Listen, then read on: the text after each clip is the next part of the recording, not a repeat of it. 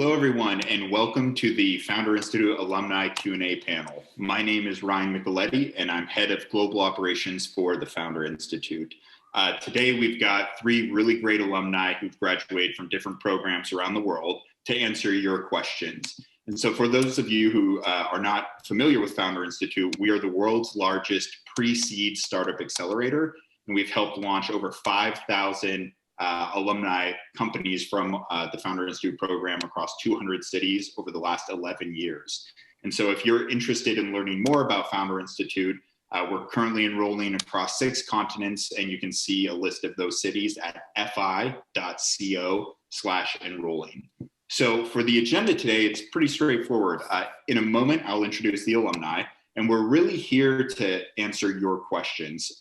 We get a lot of requests from people who want to join the program to either speak with or get introductions to alumni and people who've gone through the program.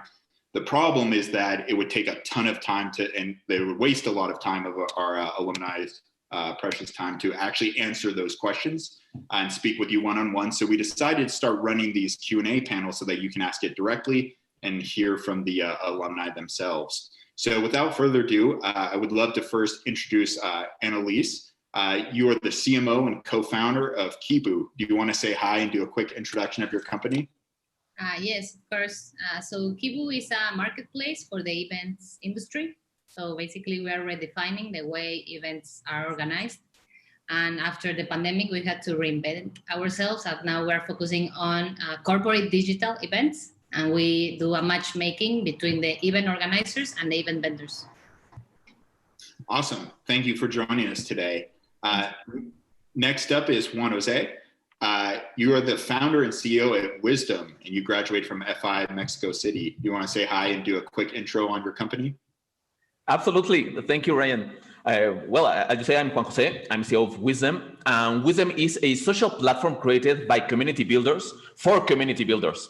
What that means is if you want to build or grow your digital communities, and you care about having participative members and not just passive audiences, and most important, perhaps you are fed up with the broken state of social media right now, hindering democracies and whatnot, we build Wizdem exactly for those user cases. That's what we do. Awesome. And thank you for joining us today. You also went through the Funding Lab program, which I'm sure we'll get a lot of questions about. And last but certainly not least, Anatolii, you're the co-founder of Paqt, and you're from the Toronto program. Why don't you do a quick introduction? Hello, everyone. Yep, Anatolii here from Paqt. We're building an agreement platform, basically the future of deal making for SMBs. We're combining a chat platform with a set of deal making tools that would help you along the deal making process, from negotiating the contract to actually creating it, sharing it back in chat, signing, and then managing your relationship. We believe that agreements are the foundation of our businesses, and that currently people are not spending as much attention to their agreement processes, and they're awful. You're all around your email, all of a bunch of tools. It takes a lot of time, pain. You lose customers. We're trying to fix that, and yeah, I've graduated from the Toronto batch in 2020, and now we're in the Funding Lab as well. All right, awesome. Well, welcome alumni, and welcome to everyone in the audience. So just so everyone knows, this is live and we want to get to your questions. So go ahead and put your questions in the chat. And if you haven't already, tell us where you're from. We have programs all over the world, and I run a lot of them. So it'd be interesting just to see where people are. And to kick this off, I'm going to ask a question to each of the alumni. It's actually 2 questions into one. The first is, at what stage were you when you began the program? And what was the biggest reason you joined? So, Annalise, ladies first, why don't you take a stab at that? Yeah, sure. Well, when we joined, we were like in a rough MVP mode that we didn't know was called MVP even. But we had already like this idea, and we started working with some developers and starting investing our money on the idea. So when we joined, the main reason was because we wanted to go like for real, like, and have all this structure and knowledge about how to building up startup, because despite that we've been in corporates and different like jobs before and doing a lot of digital marketing, we didn't know anything about like the startup world and how it works. So we wanted to have that that knowledge and experience. And I remember that one thing that Lorena, our director, told me when I was in the call with her. She told me, like, this is the, like, make it or break it. No, like, you'll know if you have entrepreneurship skills in these 3 months, instead of spending maybe 4 years of your life and then end up knowing that you are not built for this. No, so I think that was the main driver for us.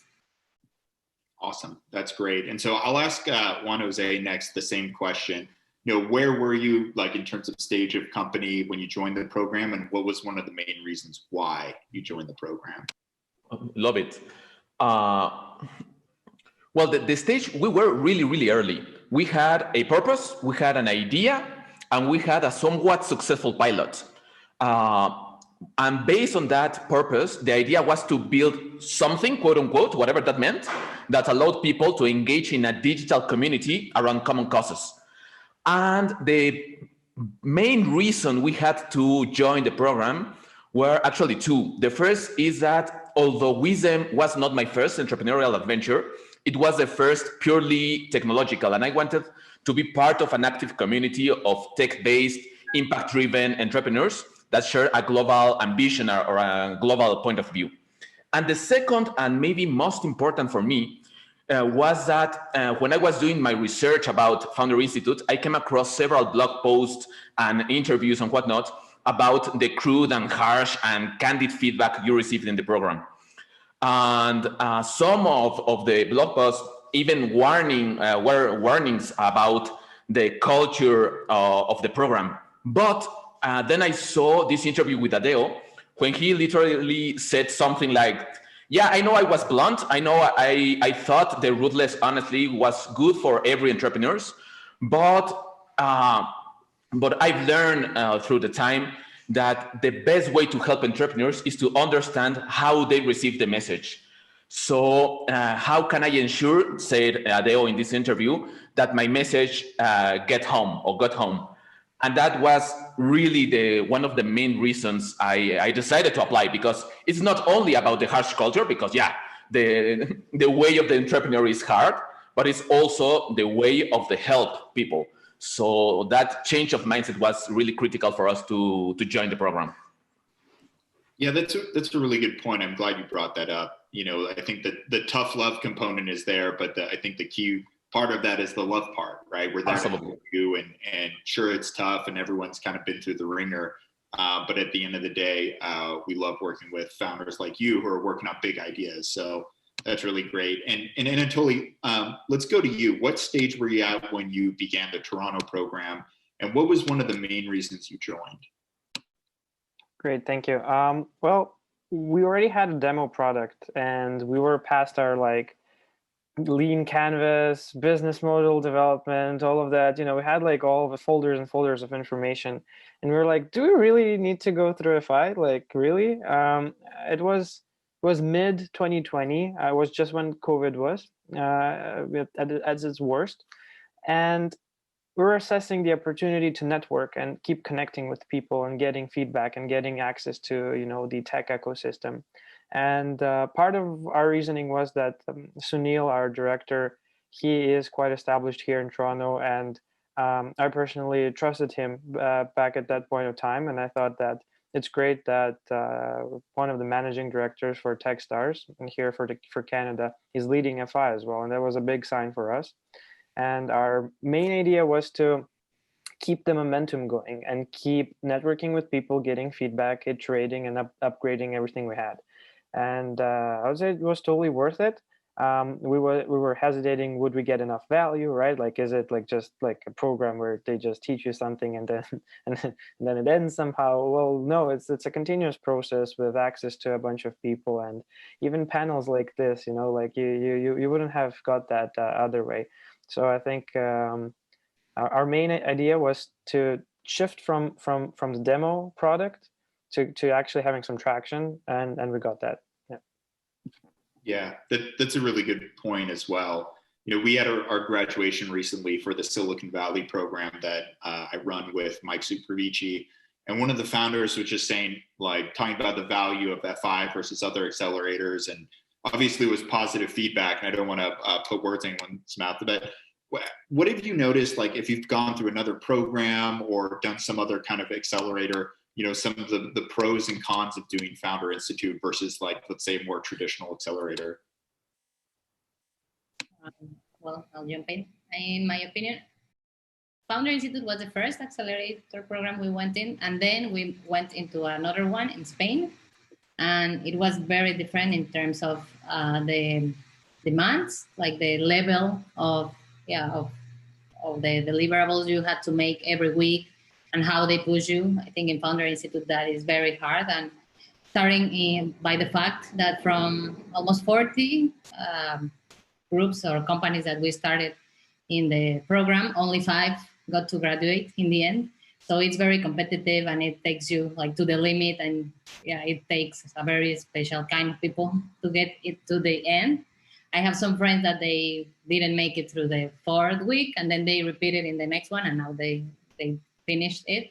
So also I think it's for you to be prepared for that kind of like harsh feedback and harsh love, as you were saying.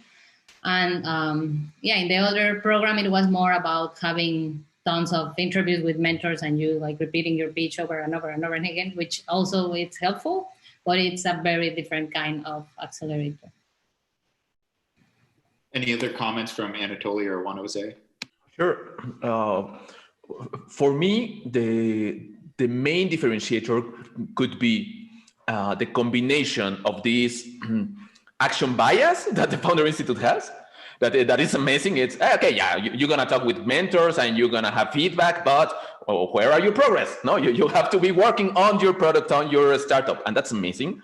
But that combined with, let me say this, love for the impact and love for the entrepreneurs by the mentors. For example, you talk about Mike Suprovici.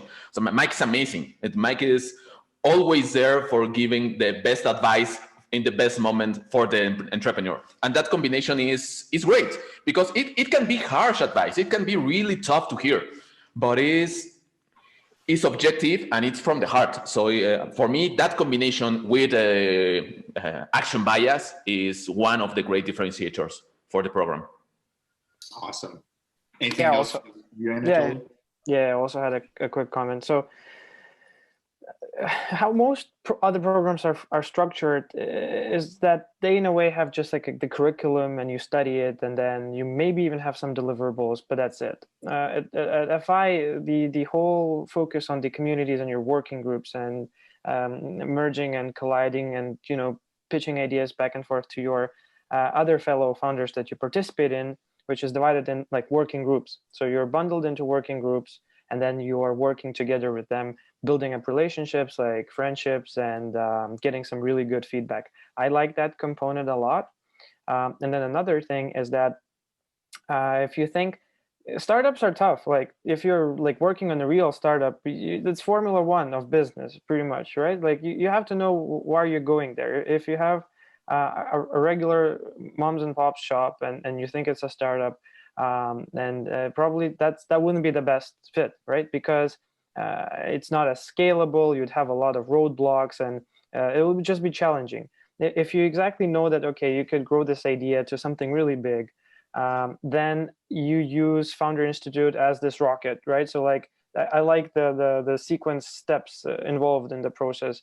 So first of all, you jump in, you kind of prepare the background, and then you propel off working with customers, getting traction, and then you have an opportunity to get to Funding Lab, actually raise something and get introductions.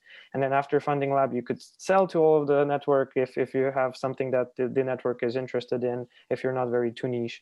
And you could basically provide back to the community as well. And then it's all just like a big vortex of like events happening around. So that's the thing I like.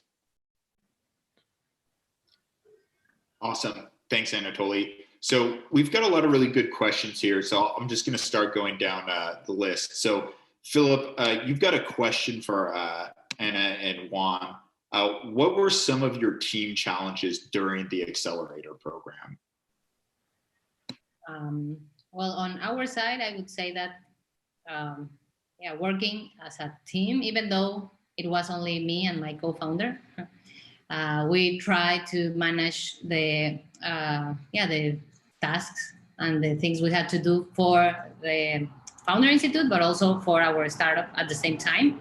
I think like keeping the pace up with this was hard, and also because during the process of the acceleration program, we bumped into the wall like 5 times. No? Like we thought like, oh, now we have it, this is it, and then we went out to validate, and it wasn't it.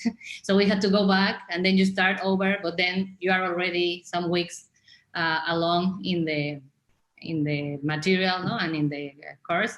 So you have to keep up with that and then do it everything again, but at the same time, and then at the same time operate your startup. So I think that was very demanding, and it pushed us to our limits. Even to at some point, my co-founder said like, I don't want to do this anymore. Like not Founder Institute and not the startup, please. Like, yeah, we're not going anywhere. We're just going in circles. This is not working. We're not gonna get nowhere. No? So it took a lot like to work together and like say, okay, let's look things from different points of view. We have this that is working, let's focus on that. And then we just set up like, after we finished the program, I told him like, hey, like we were on the last 5, we have a chance. We have to believe in what we're doing. And we set up like, if in 3 months we don't see actual like traction or something happening, then we will leave it as it is. No? And well, thankfully, like now, more than 1 year after, we are still here. We raised some funds, so we can still go on with our startup. But yeah, I think like, yeah, the personal and professional demands that it takes, and I think it's no different from running a real startup. No? So it's a very breath of reality that you face, and you get to test yourself in different limits. Definitely. What about you, Juan Jose? I must agree with almost everything that Anna just said. I would add 2 things. The first is really personal. I'm a business dad. I'm married. I have kids. If you hear 101 Dalmatians, it's because my kids are watching that. But I'm also really, really passionate about businesses. So the balance between life and work and startups and traction and whatnot, and be here for my health, for my family, it's a really tough challenge, at least for me. That was one of the challenges on the program, in both programs, in Founder Institute and the Founder Lab. And the second is more appropriate by the program is how we process the feedback we received. Because sometimes you receive really awful feedback by a really rude person, but it's really good feedback. So you have to go beyond the fashion of the feedback and process what he's telling you. And other times you have a great mentor with great tact and with great respect for the founders, and he gives you a really bad advice, and you have to go beyond the niceties and say, okay, yeah, thank you for your feedback, but it really sucked for what we are building. So that was really challenging because you are on the stress of building something and listening a lot of opinions on your product, and you have to calibrate how you identify and understand what is being told to you. Yeah, we get that a lot, right? You're going to get feedback from so many different people and in so many different ways that not everyone is right. And you as the executive, you have to synthesize that information and then make the call and head off in that direction. So really great point. And Anatolii, I'll ask you this because it's kind of related. This comes from Andrew Scott. How did you organize the rest of your startup team to support you while you were going through the program? Because you had a team of a couple people that weren't actually enrolled in the program, right? Yeah, exactly. So me being the CEO and just mainly talking with people and investors and being involved in the fundraising process, we decided that I would go with the program and be doing most of it. Probably one person is fully capable of bearing the hardships and you know the hell weeks that you have, the sprints. Pretty much if you're just you know, endurant enough business wise overall, you'll get through it. It's just like your willpower and a good product, and keep listening to feedback and upgrading, and you'll make it. I have 2 other co-founders. and they were partially jumping in and helping me with assignments when it was touching upon their areas of experience. So I have a lawyer who is our legal tech kind of co-founder. He helped me with more of the legal stuff and actually helped me incorporate and do all of the other things that we needed for the business. And the tech guy, the CTO and co-founder, he also helped us out more on the technical side and with like a landing page twist when we were testing our advertising efforts during the program. So typically you're like structuring it as, I wouldn't say that, you shouldn't treat probably FI as like the program that you're like just learning. I was trying to apply everything, and just like each section was applicable to all different areas of your business. So what I was trying to do is to blend the reality together kind of, and like grow the startup and do the project together. And in that way, it kind of worked out well. So have your co-founders as a backup to help you with assignments if you cannot do that. Have any other team members participate in the smaller tasks. Pretty much Funding Lab is like, Founder Institute is like a map, and then you plan however you're planning your team to operate as if it was a launched business. Awesome, great advice. A couple questions here. So this comes from Arian from Hong Kong. This question is about mentors, and it's sort of like related to HQ a little bit, but does the program encourage you to reach out to your network globally? So let's start with that. There's actually two parts to that. Any takers? Yep, I can go. Personally, I have a very good experience with the mentors, not only during the program and the ones that were presented to us at that moment, but also afterwards. They push you a lot into going and talk to other mentors, even out from the network of Founder Institute. But when you say like, hey, I'm doing this program and I have to talk to mentors, they normally will do it very kindly. But also when we went to the accelerator in Spain, after being in Spain, we were going to Lisbon and the UK and Paris. And I proactively started getting in touch with mentors from other Founder Institute cohorts in different countries. And we had very good response. We had meetings, like a lot of meetings with them in each city where we were. So we were trying to do an overview of if it made sense to scale into an European country, and that helped us a lot to have that overview. So yeah, answering to the question, I think it's very clear that you have to go after them. They are not gonna come to you offering their help. But if you get in touch only on LinkedIn even, you can get a lot of doors opening. I had a funny story about this actually. So there was a lady, I was doing my research as part of the FI assignment to like find mentors and advisors and like strengthen up the advisory board.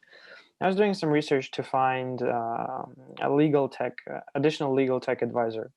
And I found a lady, her name is Mariam. She is wonderful, and she's on our advisory board right now. I got in touch with her, we've chatted quickly, and then she's like, yeah, I'm actually a mentor for FI, if I'm not mistaken. She just started, she just started being a mentor, but I reached out before, and it all ended up finally that like she became our advisor, and I made her participate more as the mentor because she actually got into it and I explained a few things and then she understood it. And then she was a little bit more active. So, and I reached out myself. She was located in the US. I'm located in Canada, in Toronto. And I was reaching out to a bunch of other San Francisco based and like all around US and even in the UK and South Africa. Basically, FI made me reach out to people all around the world. And yeah, you do that a lot and it works sometimes, and you're lucky when it works and you're happy.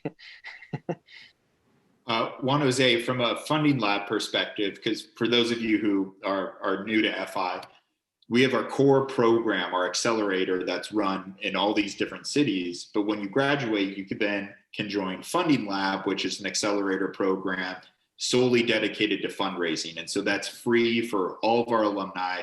We just want to help you fundraise because that will benefit the network. So Juan Jose, maybe you want to talk a little bit about mentors and the network that you experience from a Funding Lab perspective?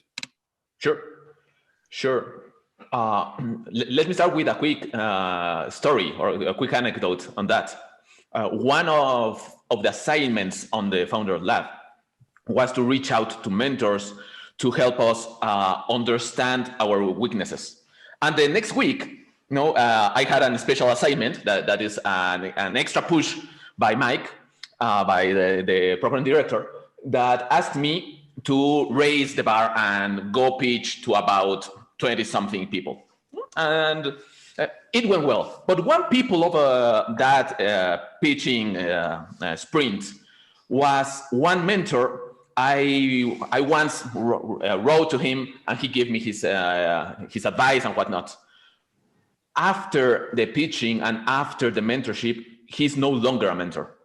He's now a friend. And that has been really amazing. And I think that's one of the core values of this relationship with mentors in the Founder Lab. Because you are right now not only building upon an idea, you're right now building your company and raising funds and pursuing very specific objectives. And on that, you are almost on the same arena of some of your mentors. So the pain is the same, the gain is the same. So the friendship is really amazing.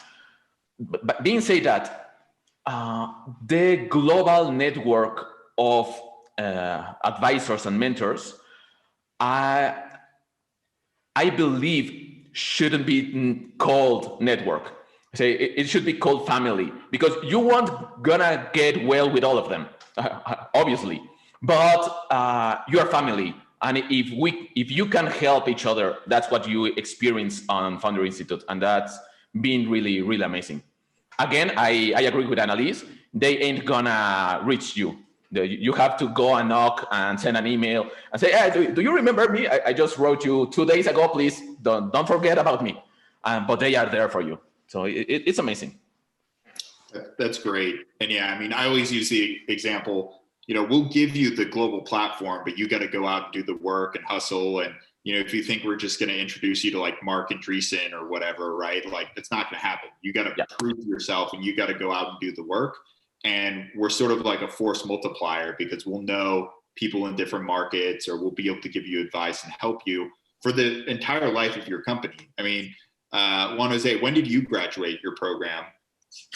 From Founder Institute on spring 2019 and Founder Lab just on December. Almost 2 years ago, right? Yep. So we're still helping you. And Anatolii, you were kind of over the summer, and Annalise, I think it was like last year, or maybe a year and a half now. So even though the program's 3 months long, we're there to help the company for the rest of its life. And frankly, it's because not only do we care about founders, but there's a financial incentive through the Equity Collective to do so. We're not going to win, and we're not going to impact the world unless we help create really strong companies. And so our goal is to take the network and arrange it in a way and help line it up to help founders succeed. So the kind of second part of this question is kind of geared more towards someone from HQ. So I'll just answer it directly. Ariane, you asked, our founding team is in California, which is true. How do we in our international network of mentors commit time with founders from Asia? So to give you an idea, we have 20,000 mentors all around the world who have mentored in various capacities. Office hours, doing program sessions, doing public events with us. And in every single city in each chapter sort of has its own subset of mentors. Because prior to COVID-19, everything was in person. So we would have, 100 plus mentors in Hong Kong that are physically located there that were helping the founders in the Hong Kong program, for example, since that's where you're from. And so the core accelerator program itself, you're mainly going to be dealing with people who are local to you, meaning mentors from Hong Kong.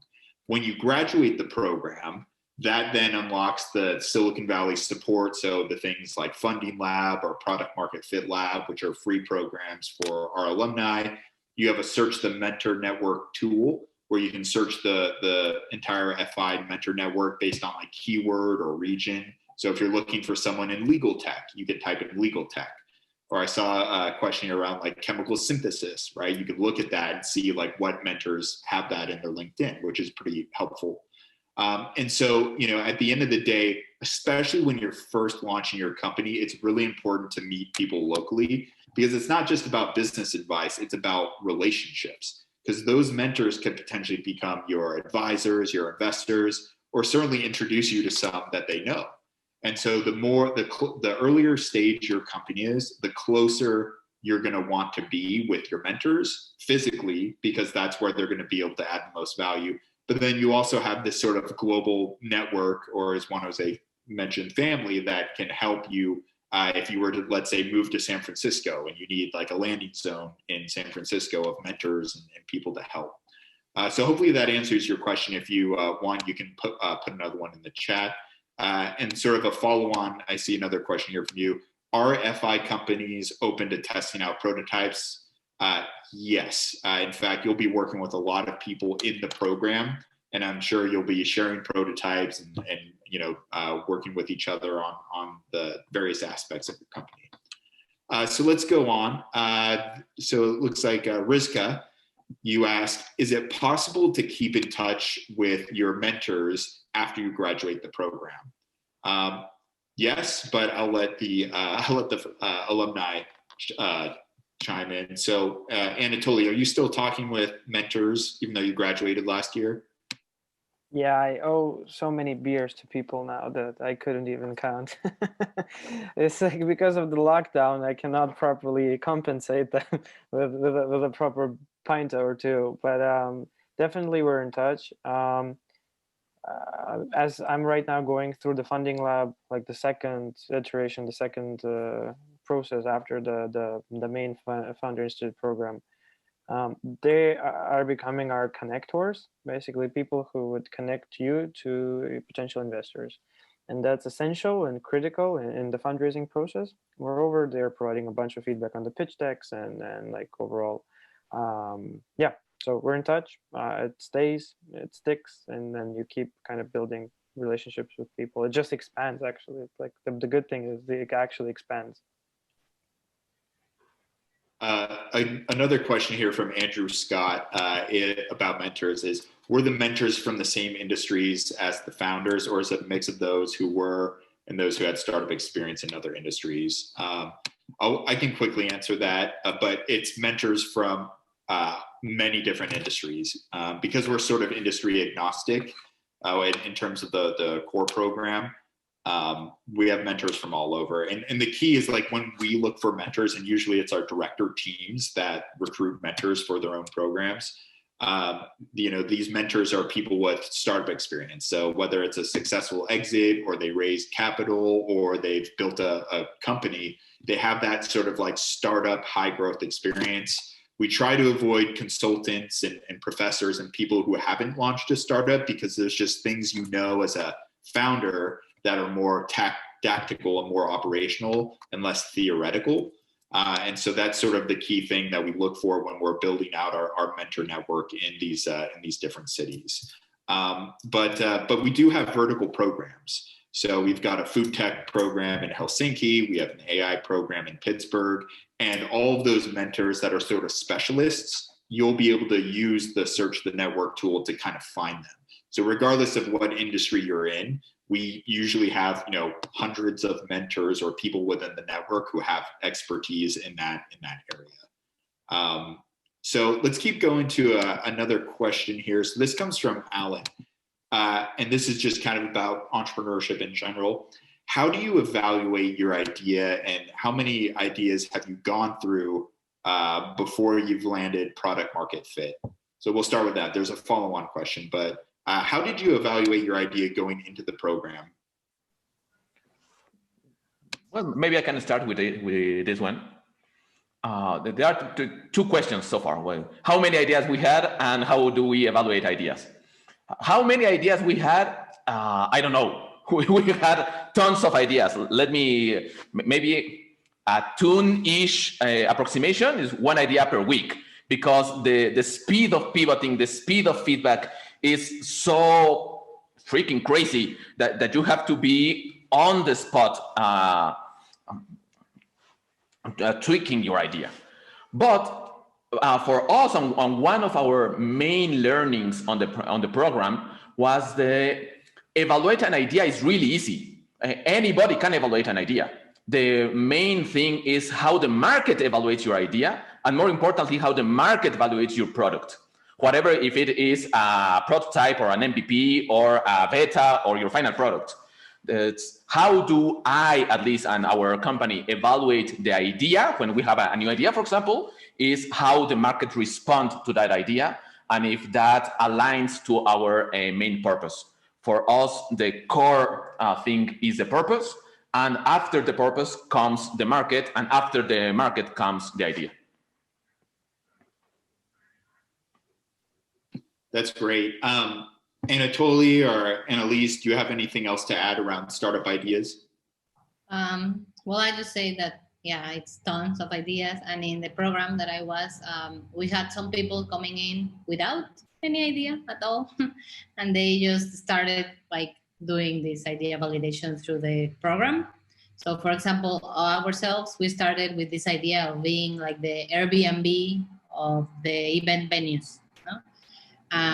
And throughout the program, we went through different models. We went then to be like booking.com, but for all events. And then we identify another problem, and we started thinking about being a fintech for the event industry, where we would like give loans to the big agencies that have to wait months for companies to pay them. So lots of ideas, and you have to be prepared to be flexible and to be open to the feedback from the customers. I think that's the main topic to address, because on Founder Institute, they push you a lot to do like real interviews with real customers.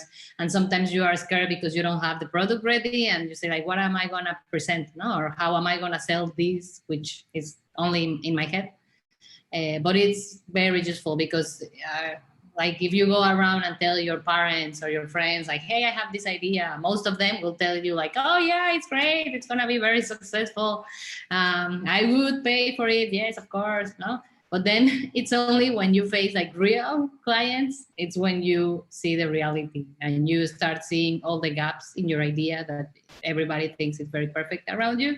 And then one question is enough from the client for you to realize that it's not that great idea, no? Or you are not really solving a problem.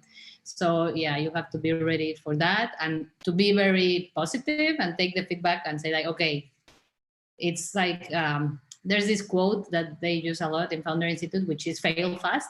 So it's better if you go into a client's interview thinking like, okay, please tell me that I'm doing it wrong, so I know that this is not the path, and I can go and try the next one and the next one and the next one, because there are lots of roads to test, and you won't do them all if you don't do one by one. No? So I think, yes, validation is a lot. And then also like pivoting, I would say that we changed business models like 5 times in 1 year, like big business models, not just like iterations.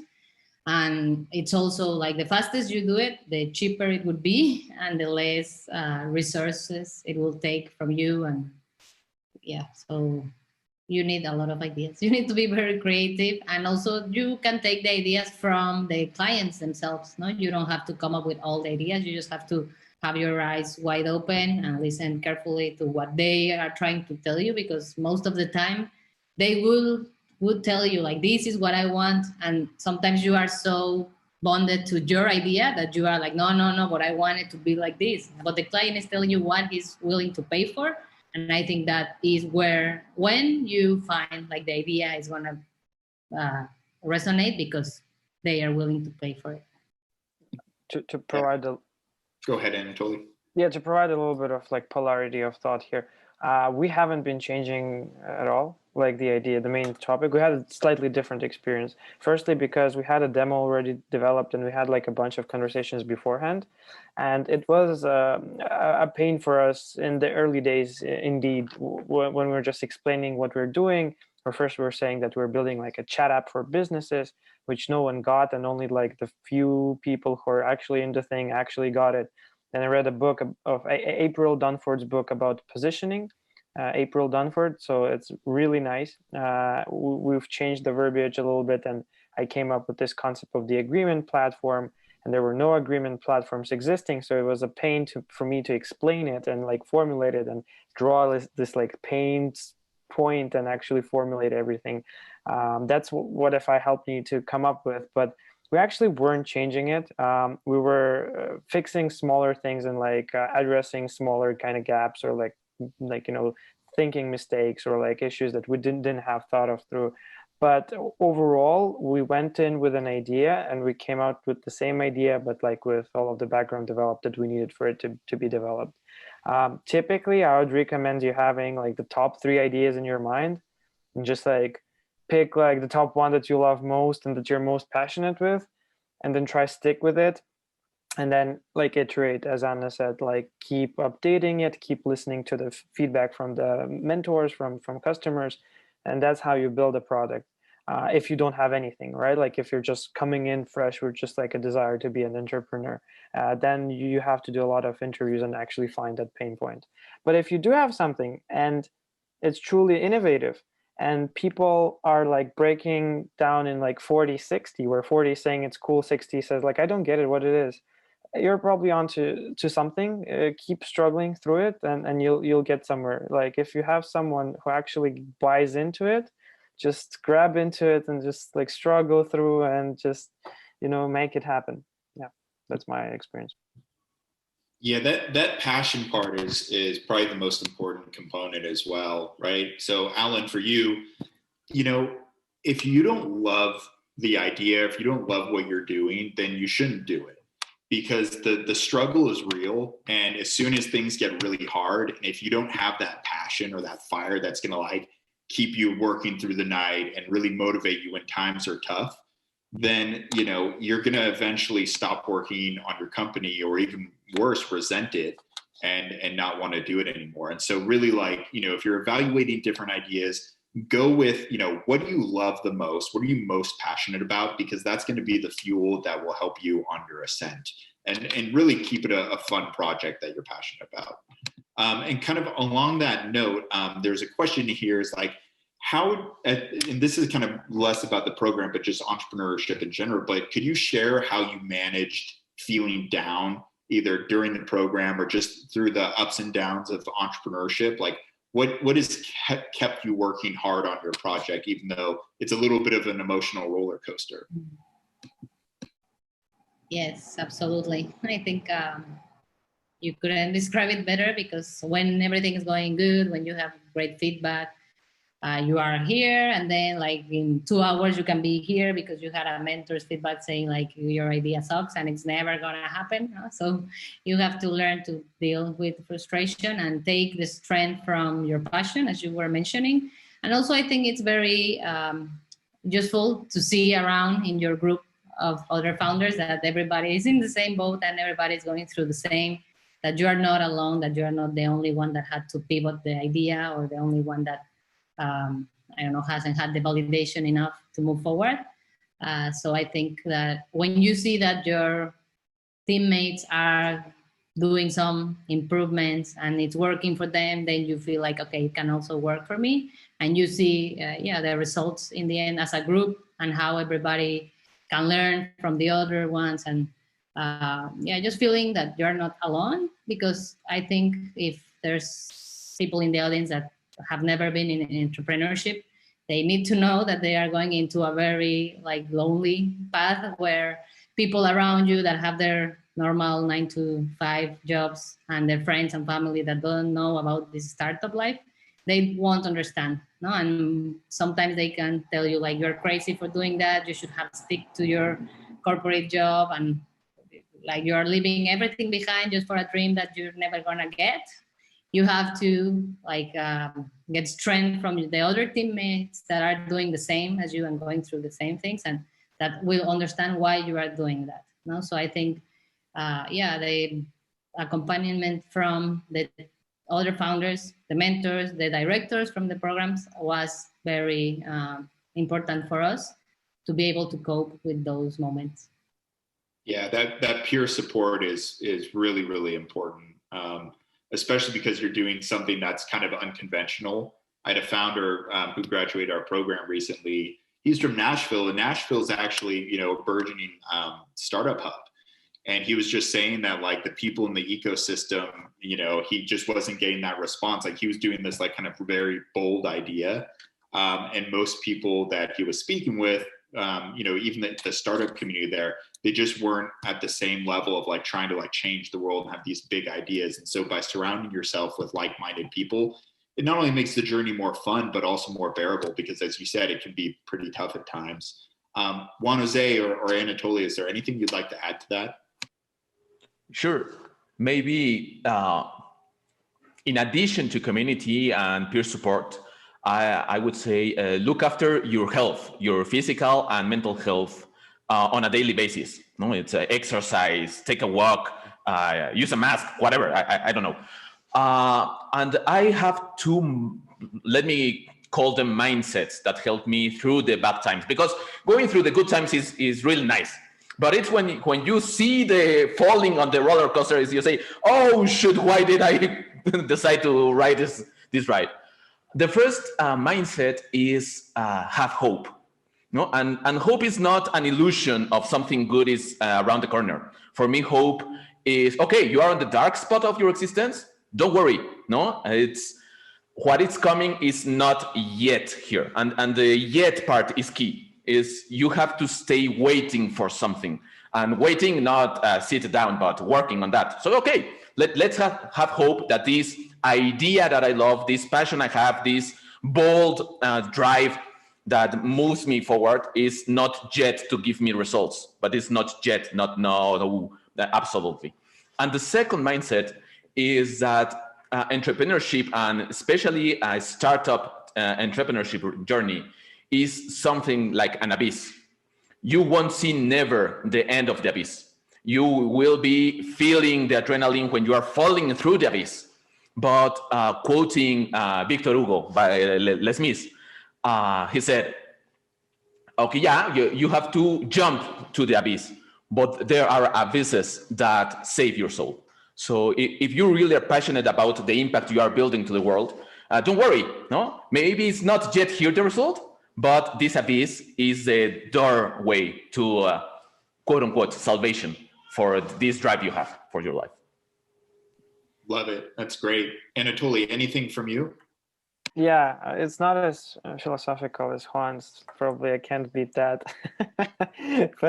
but with all the respect to the sprints and to basically failing fast and, keep iterating on the product and like keep it fast, do the sprints. In the end of the day, building a company is a marathon.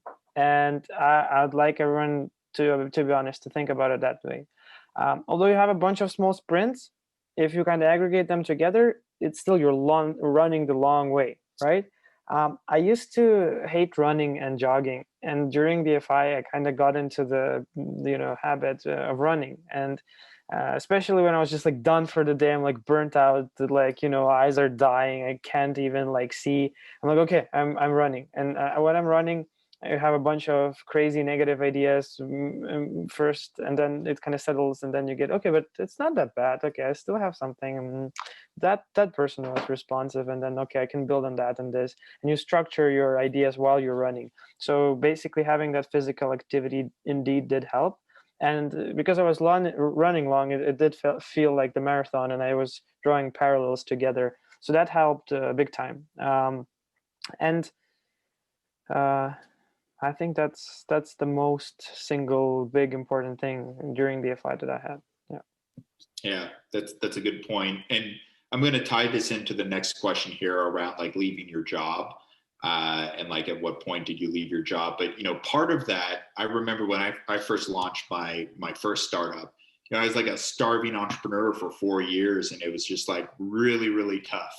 And at the end of the day, I look back and I'm like, oh, I'm really glad I persevered through that. But if you want to make sure that before you even like come to the table, that you're in a comfortable place. So make sure you don't have like just tons of student debt. Make sure that you have some savings built up, because what will happen is if you don't have the bandwidth, right, to properly launch the company, you'll start to resent it. And you're going to start feeling more helpless and more hopeless. So make sure you come to the table with a little bit of an infrastructure, and that's going to make a huge difference just mentally, and just kind of accepting the fact that you know, while it's nice to think, oh, you know, this time next year, I'm going to have, you know, $500,000 of money raised in the bank. Like, things take a lot longer than you might think.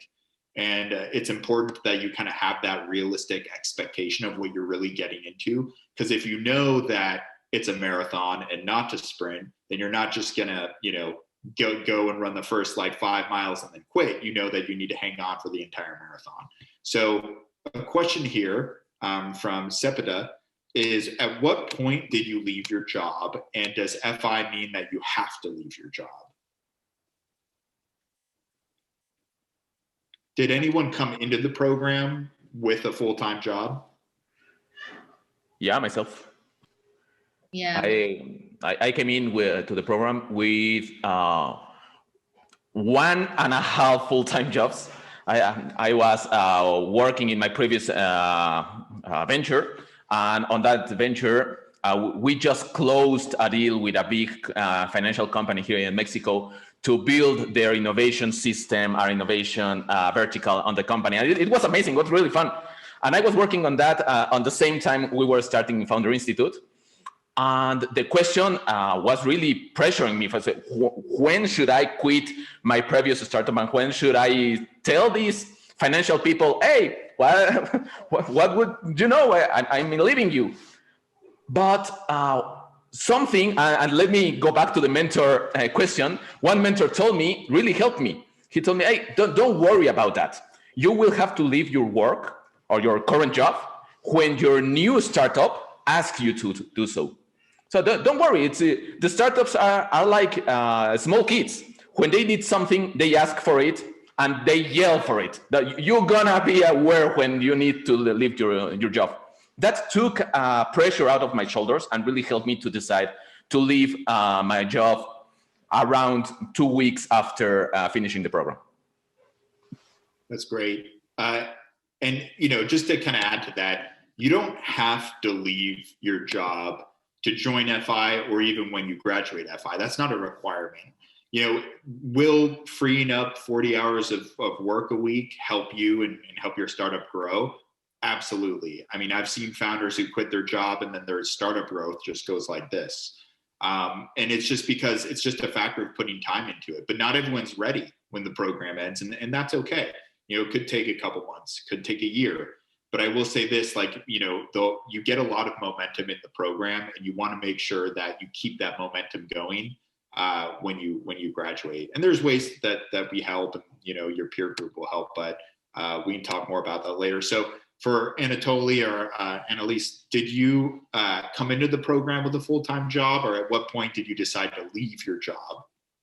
Yes, well, we did the program together, my co-founder and I, as I mentioned before. So he was full-time into Keyboo, and I was working for a fintech startup as CMO. So it was very, it was just like in the 4 or 5 week that I realized that if we wanted to be serious about this and if we really believed in our startup, then I should go full-time. So yeah, at some point on the program, they told us, like, how would you expect an investor to believe in your project if you are not believing and investing on it as it should, no? Because if you are the one behind, and the only way it's gonna work is if you are 100% focused on this. So as you mentioned, it's not mandatory, but yeah, we thought it was best, and now I realize that it had to be done that way. Yeah, it makes a lot of sense. Go ahead, Anatolii. Yeah, well, I jumped in being full-time working on this project because, like, probably in January 2020, I got laid off because I was working on a contract with a bank in AML, and they were shrinking their AML, and I was a contractor, not a full-time guy, so like I got like chopped. And I'm an immigrant to Canada, so I'm not like a citizen. I don't have like my moms and my dads and everyone, the relatives are back home in Ukraine. So it was challenging a little bit, but I could just say this, that building life is challenging. So like, I mean, like anything is challenging, right? Like you have to have a separate probably cash stream while you're working on the startup until it generates money, right? So if you're working for a long time to build it up, think of like a smart, creative way of how you could like consult someone on the side, or like how could you do some extra work with your startup, something less scalable probably, right? Like something you're doing legal tech, you have a lawyer, okay, provide some legal services if he's licensed to do so. You know, like come up with some creative ways of generating money so that you're not dependent. Think some creatively, right? And if you'd have an additional small revenue stream that could pay your bills, your food, and everything else, you're then like self-sufficient and autonomous, and you could allocate all of your free time to the fun stuff and building your startup. That's probably the best way, because I'd reveal a secret. After you get funding, you don't issue yourself the largest salary in the world. Probably you don't issue anything, and you keep struggling, even with like $500,000 or $1 million in your bank account, because you need to hire this guy, that guy, a bunch of marketing spend, some additional research, and then you're like, oh, but where's my money? I don't have anything, right? That's right. That's how you build a startup. So Yeah, they still need some extra resource, right? Yeah, that's awesome. And yeah, having that kind of reality check is always good. So I know we're almost out of time here. So I usually wrap up with one last question to each of the alumni. So let's start with you, Annalise. What tips would you give someone to be successful in the Founder Institute? That's an interesting one. Because I think that being open to feedback and everything you learn, even though if it goes against like the things you've already built, but just be open to it. It doesn't mean you have to change everything because they say so, but to create your own criteria about it, and also collaborate a lot with the teams and the mentors, because it's where you get the most, the most rich feedback, and you can see that another founder is having the same problem that you have in a different industry or whatever, but you can get a lot of feedback from there, and also learn from their mistakes as well. So I think that, and be prepared to invest a lot of time, effort, even crying sometimes, like when you feel that you don't want to go anymore, but you have to do it because you believe in your project. So yeah, it takes a lot of effort and personal time as well, because you have to be prepared to stop going to parties and weekends, because you have to do validation and talk to mentors and redo the homework, as I said, like, and it's not really homework because you're working on your own project. So it's more about like, just dedicating full time for 3 months. And if you believe that your idea it's worth it, then you should definitely pursue it. And I think the Founder Institute is a great way to knowing, as I've mentioned since the beginning, like if you have what it takes to be an entrepreneur and to lead a startup into other territories, then you should definitely do it. So Anatolii, same question. What tips would you give someone to be successful in the Founder Institute? Annalise did a great job. I do have a few points of adding. Have the big picture, the big game in your mind. Just know where you're going. Just like feel it and just stick to it as you're like light in the end of the tunnel. Be grateful for the struggle. So like just it's you building your business. So whatever homework you're doing, whatever kind of feedback you get, whatever like comments you get, helps you build stronger business. And building a business is probably not for everyone.